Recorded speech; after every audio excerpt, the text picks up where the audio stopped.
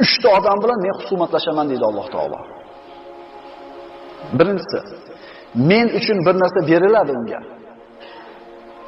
Oladida xiyonat qiladi. Ya'ni omonat deydi, turib turing deydi, Alloh uchun deydi, shu omonat deydi, xiyonat qiladi. Xor kishini qul deb sotib yuborib, shuni pulini yegan kishi bilan husumatlashaman deydi Alloh. Ya'ni yolg'on savdo deb qo'ying. Endi biz zamonimizda qul yo'q bo'lsa, yolg'on gapirib, tozasini berishlik. Uchinchisi, bu keng tarqagan narsa. Bir xizmatchini ishga solib, undan foydalanadi, lekin haqqini bermaydi. Ustalar